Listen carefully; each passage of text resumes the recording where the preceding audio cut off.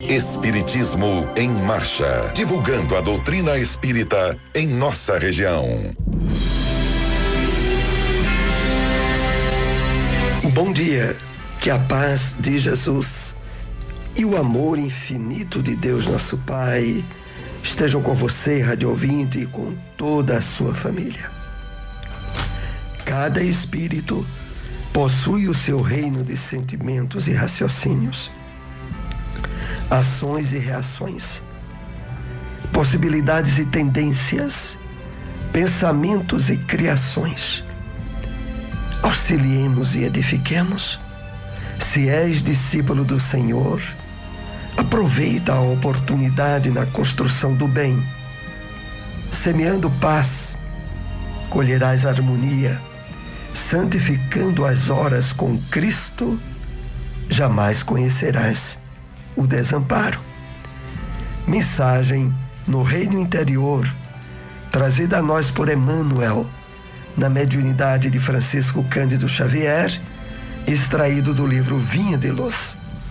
E com ela iniciamos o programa Espiritismo em Marcha, que também traz informações e notícias do movimento espírita em nossa região. Espiritismo em Marcha. Momento de reflexão. Bom dia. Que Deus, nosso Pai e o Mestre Jesus abençoe a todos. A mensagem de hoje tem o título Máximas, do livro Cura, psicografia de Francisco Cândido Xavier pelo Espírito Emmanuel. Não rejeiteis, pois, a vossa confiança, que tem grande e avultado galardão. Paulo, Hebreus, capítulo 10, versículo 53. Não lances fora a confiança que te alimenta o coração. Muitas vezes, o progresso aparente dos ímpios desencoraja o fervor das almas tíbias. A virtude vacilante, recuante, o vício que parece vitorioso. Todavia, se aceitamos Jesus por nosso divino mestre, é preciso receber o mundo por nosso educandário. E a escola nos revela que a arrumagem terrestre é simples estágio do espírito no campo imenso da vida. Todos os séculos tiveram soberanos dominadores. Muitos se erigiram em pedestais de ouro e poder, ao preço do sangue e das lágrimas dos seus contemporâneos. Muitos ganharam batalhas de ódio. Outros monopolizaram o pão. Alguns comandaram a vida política, outros adquiriram o temor popular. Entretanto, passaram todos por troféu do mundo. Após as laboriosas empresas a que se consagraram, receberam apenas o sepulcro faustoso em que se sobressaem na casa fria da morte. Não rejeiteis a fé na passagem educativa da terra, que te impõe a visão, aflitivos quadros no jogo das conversações humanas. Recorda que o Senhor permite a existência do martelo para que a pedra te aperfeiçoe. Lembra-te da imortalidade nossa divina esperança. Por onde fores, conduze tua alma por fonte preciosa de compreensão e serviço. Onde estiveres, seja generoso, otimista e diligente no bem. O corpo físico é apenas tua veste. Luta e aprimora-te, trabalha e realiza com Cristo e aguarda confiante o futuro, na certeza de que a vida de hoje te espera, sempre justiceira no amanhã, que não faltará. Espiritismo em Marcha. Agenda. Realização do evento beneficente Segundo Almoço Solidário, um prato cheio de solidariedade. A SEEC, a Sociedade de Estudos Espíritas de Caruaru, convida todos a participarem neste domingo, dia 18 de setembro, hoje, a partir das 10 horas da manhã. Música, diversão, bazar solidário e muito mais. Senha R$50. Os valores arrecadados serão convertidos em favor da realização do seminário Cartas da Imortalidade, 7º ano. O local do evento é na sede da instituição, Rua Gonçalo Nunes de Oliveira, 40, Cidade Jardim, Caruaru. A Fraternidade Espírita Emmanuel está realizando bazar de roupas e calçados femininos. Lembrando o endereço da instituição, que fica na Rua Deputado Torres Galvão 379, próximo à Policlínica do Salgado. O Evangelho segundo o Espiritismo. O Evangelho segundo o Espiritismo, capítulo 17. Aliás, capítulo 18, muitos os chamados, poucos os escolhidos. Parábola do festim de bodas. Continuação. Outro tanto pode ser dito de todas as alegorias, das mais engenhosas fábulas, se não lhes forem tirados os respectivos envoltórios, para ser achado e o sentido oculto. Jesus compunha as suas com os hábitos mais vulgares da vida e as adaptava aos costumes e ao caráter do povo a quem falava. A maioria delas tinha por objetivo fazer penetrar nas massas populares a ideia da vida espiritual, parecendo muitas ininteligíveis quanto ao sentido, apenas por não se colocarem nesse ponto de vista os que as interpretam. Na de que tratamos, Jesus compara o reino dos céus, onde tudo é alegria e ventura, a um festim, falando dos primeiros convidados. Alude aos hebreus, que foram os primeiros chamados por Deus ao conhecimento da sua lei. Os enviados do rei são os profetas, que os vinham exortar a seguir a trilha da verdadeira felicidade. Suas palavras, porém, quase não eram escutadas, suas advertências eram desprezadas. Muitos foram mesmo massacrados, como os servos da parábola. Os convidados que se excusam, pretextando terem de ir cuidar de seus campos e de seus negócios, simbolizam as pessoas mundanas que, absorvidas pelas coisas terrenas, se conservam indiferentes às coisas celestes. Era crença comum aos judeus de então que a nação deles tinham de alcançar supremacia sobre todas as outras. Deus, com efeito, não prometera a Abraão que a sua posteridade cobriria toda a terra, mas, como sempre, atendo-se à forma, sem atentarem ao fundo, eles acreditavam tratar-se de uma dominação efetiva e material. Antes da vinda do Cristo, com exceção dos hebreus, todos os povos eram idólatras e politeístas. Se alguns homens superiores ao vulgo conceberam a ideia da unidade de Deus, essa ideia permaneceu no estado de sistema pessoal. Em parte nenhuma foi aceita como verdade fundamental, a não ser por alguns iniciados que ocultavam seus conhecimentos sob um véu de mistério, impenetrável para as massas populares. Os hebreus foram os primeiros a praticar publicamente o monoteísmo. É a eles que Deus transmite a sua lei, primeiramente por via de Moisés, depois por intermédio de Jesus. Foi naquele pequenino foco que partiu a luz destinada a espargir-se pelo mundo inteiro, a triunfar do paganismo e a dar a Abraão uma posteridade espiritual tão numerosa quanto as estrelas do firmamento.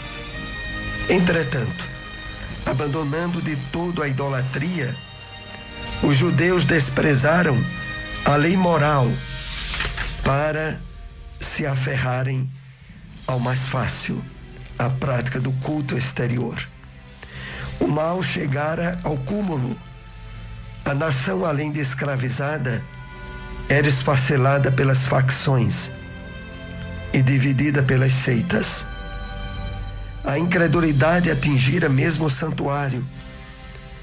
Foi então que apareceu Jesus, enviado para os chamar à observância da lei e para lhes rasgar os horizontes novos da vida futura. Dos primeiros a ser convidados para o grande banquete da fé universal, eles repeliram a palavra do Messias celeste e o imolaram. Perderam assim o fruto que teriam colhido da iniciativa que lhes coubera. Onde encontrar uma instituição espírita? Seara Espírita Joana de Ângeles, localizado na Rua Inácio Pereira Duque, número 22, bairro Jardim Panorama. Reuniões públicas quartas e sábados às 8 horas da noite. AME, Associação Municipal Espírita de Caruaru, localizado na Rua Professor José Leão, número 567, bairro Maurício de Nassau. Reuniões públicas segundas e sextas às 8 horas da noite. Espiritismo em Marcha, o livro dos Espíritos. Questão 778. Pode o homem retrogradar para o estado de natureza? Resposta dos Espíritos: não. O homem tem que progredir incessantemente e não pode volver ao estado de infância. Desde que progride, é porque Deus assim o quer. Pensar que possa retrogradar a sua primitiva condição fora negar a lei do progresso. O Espiritismo na Bíblia. Na carta de Paulo aos Hebreus, capítulo 13, versículo 10, lemos: temos um altar. O Espírito Emmanuel comenta esse versículo na mensagem intitulada Altar Íntimo, que é uma mensagem incluída no livro Fonte Viva, psicografia de Francisco Cândido Xavier, que assim nos escreve: até agora, construímos altares em toda parte, referenciando o Mestre e Senhor, de ouro, de mármore, de madeira, de barro, recamados de perfumes, preciosidades e flores. Erguemos santuários e convocamos o concurso da arte para os retoques de iluminação artificial e beleza exterior. Materializado o monumento da fé, ajoelhamo-nos em atitude de prece e procuramos a inspiração divina. Realmente, toda movimentação nesse sentido é respeitável, ainda mesmo quando cometemos o erro comum de esquecer os famintos da estrada em favor das suntuosidades do culto, porque o amor e a gratidão ao poder celeste, mesmo quando mal conduzidos, merecem veneração. Todavia, é imprescindível crescer para a vida maior. O próprio Mestre nos advertiu junto à Samaritana que tempos viriam e que o Pai seria adorado em espírito e verdade. E Paulo acrescenta que temos um altar. A finalidade máxima dos templos de pedra é a de despertarmos a consciência. O cristão acordado, porém, caminha, oficiando como sacerdote de si mesmo, glorificando o amor perante o ódio, a paz diante da discórdia, a serenidade à frente da perturbação, o bem à vista do mal.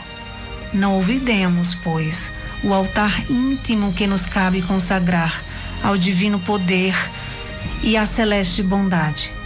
Comparecer ante os altares de pedra, de alma cerrada à luz e à inspiração do Mestre, é o mesmo que lançar um cofre impermeável de trevas à plena claridade solar. Se as ondas luminosas continuam sendo ondas luminosas, as sombras não se alteram igualmente. Apresentemos, portanto, ao Senhor as nossas oferendas e sacrifícios em cotas abençoadas de amor ao próximo, adorando-o através do altar do coração, e prossigamos no trabalho que nos cabe realizar. Onde encontrar uma instituição espírita? Grupo de Estudos Espíritas Chico Xavier, localizado na rua Dilson de Medeiros Dantas, número 21, bairro Indianópolis. Reuniões públicas, quartas e sábados, às 8 horas da noite. Fraternidade Espírita Bezerra de Menezes, localizado na rua 25, número 96, bairro das Rendeiras, antiga Coab 3, ao lado do Parque Municipal. Reuniões públicas, segundas, quartas e sábados, às 7h30 da noite. Espiritismo em Marcha. Apresentação: Soares e Silmara. Novamente estamos com você, rádio ouvinte, nessa segunda parte do programa, onde procuraremos, através de perguntas e respostas, aprofundar os temas que foram abordados no programa dessa manhã. Vamos assim para a primeira questão. A que reflexões Emmanuel nos leva ao afirmar que cada espírito possui seu reino de sentimento, raciocínios, ações e reações?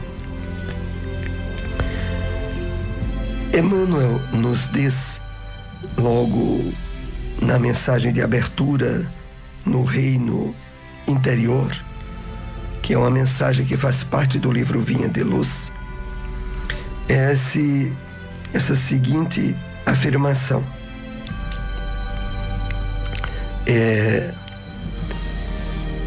cada espírito possui o seu reino de sentimentos e raciocínios, ações e reações, possibilidades e tendências, pensamentos e criações. E mais adiante ele acrescenta: se és discípulo do Senhor, aproveita a oportunidade na construção do bem. Semeando paz, colherás harmonia. Vamos entender o sentido no qual Emmanuel nos afirma sobre esse reino que nós possuímos. Há uma referência implícita por Emmanuel ao uso do livre-arbítrio, às escolhas que somos totalmente responsáveis na condução da nossa vida. Aquilo que nos identificamos em termos de pensamento, de sentimento, de ação, se traduz em consequências, como ele afirma em seguida. Se és discípulo do Senhor, aproveita a oportunidade da construção do bem. É por isso que nós somos reiteradas vezes chamados no Evangelho para a atividade de vigiar e orar, para estarmos sempre atentos ao direcionamento das nossas atitudes estabelecida nos nossos hábitos mentais. É necessário que o discípulo do Mestre, que é aquele que recebe a boa nova, valorize essa possibilidade que a misericórdia divina lhe concedeu para o aprimoramento consciente, para se tornar senhor e diretor do que passa na sua cabeça, nos seus sentimentos, para um trabalho de equilíbrio e de harmonia que é necessário ser feito dia a dia. E é um trabalho imenso, meus irmãos, porque nós estamos ainda no mundo de provas e expiações, no mundo materialista, aonde a maioria das pessoas vivem distanciadas dos objetivos sublimes da vida. Julgam que a existência é o corpo físico e dão toda a atenção possível na satisfação das necessidades físicas instintivas, não abrindo espaço para as realizações espirituais, planificadoras, felicitadoras. E é por isso que Emmanuel aqui nos deixa como advertência para que aproveitemos a oportunidade na construção do bem. Afinal de contas, ele conclui dizendo: semeando paz, colherás harmonia, santificando as horas com a oportunidade na construção do bem, jamais conhecerás o desamparo. Que possamos, de fato, esclarecido o entendimento pela palavra do benfeitor Emmanuel, consigamos o êxito possível na nossa presente encarnação. Vamos para mais uma questão com os temas que foram abordados nessa manhã. Qual o entendimento Emmanuel nos dá na passagem da carta de Paulo aos Hebreus? Temos um altar.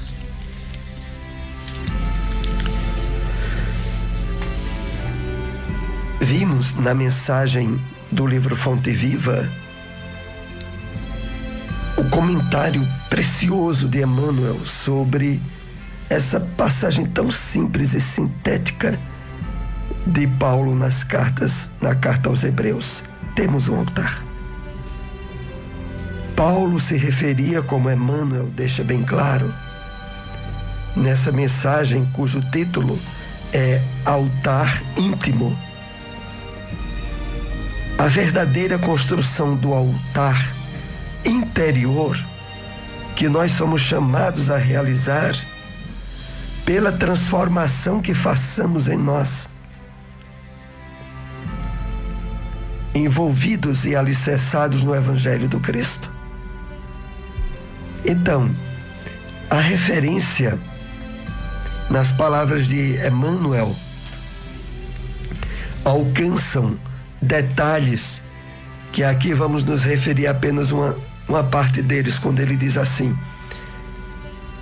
erguemos santuários e convocamos o concurso da arte, se referindo aos santuários exteriores, aos templos, às igrejas. E mais adiante ele diz: o próprio Mestre já nos advertia, junto à Samaritana, que tempos viriam em que o Pai seria adorado em espírito e verdade. Essa adoração em espírito e verdade é a adoração que ocorre no altar íntimo.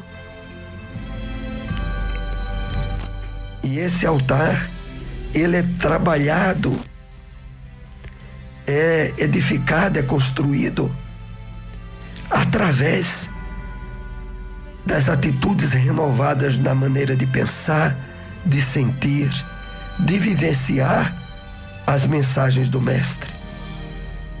E por isso ele termina essa mensagem dizendo assim: apresentemos, portanto, ao Senhor as nossas oferendas e sacrifícios em cotas abençoadas de amor ao próximo, adorando através do altar do coração, do altar íntimo, e prossigamos no trabalho que nos cabe realizar. Então, esse é o altar mais significativo que nós somos chamados a cuidadosamente edificar em nós, para a manifestação dos poderes superiores, dos benfeitores espirituais, nos utilizar como instrumento da ação do bem durante a nossa peregrinação no corpo material. Vamos assim para mais uma questão com os temas que abordamos nessa manhã. Qual a origem da promessa aos judeus sobre a terra da promissão? No Evangelho segundo o Espiritismo, capítulo 18, muitos os chamados, poucos os escolhidos, na parábola do festim das bodas que estava sendo analisado, é feito essa referência. Deus, com efeito, não prometera a Abraão que a sua posteridade cobriria toda a terra? Essa promessa que se encontra no livro Gênesis, no Antigo Testamento, ela tinha uma finalidade profundamente espiritual.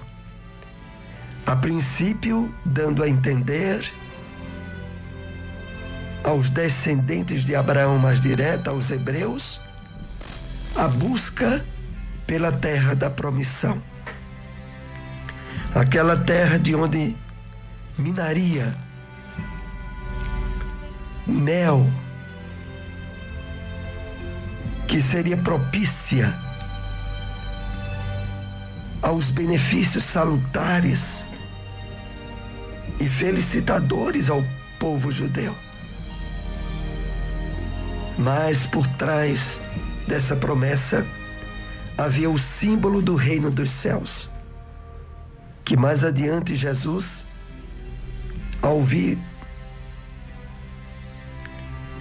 trabalhar junto aos povos judeus, começou a chamar eles a atenção sobre isso. Mas infelizmente, o orgulho de raça, o excesso de egoísmo, predominante na maioria daqueles que eram objeto dessa promessa, impediu deles perceberem a realização plena que se daria através do Evangelho da Boa Nova que o Cristo trazia. Isso fez com que eles não recebessem os benefícios provenientes do cumprimento dessa promessa.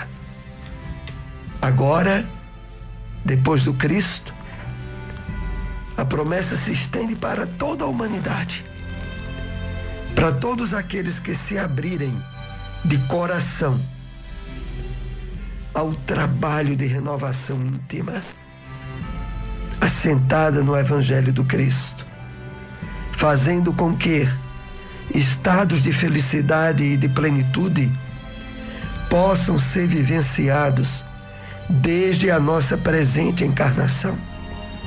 Tal como o Mestre já havia dito, o reino dos céus está dentro de vós. A terra da promissão está dentro de nós. A terra de onde minaria leite e mel, como o Evangelho coloca, de felicidade e de plenitude, pode ser alcançada e usufruída por qualquer um de nós que se abra plenamente à renovação trazida pelo Cristo. Chegamos assim aos momentos finais de nosso programa. Agradecemos a todos que nos acompanharam aqui na sua Rádio Liberdade Divulguem nosso programa até o próximo domingo, às 7:30 da manhã. Muita paz para todos. Espiritismo em Marcha, divulgando a doutrina espírita em nossa região.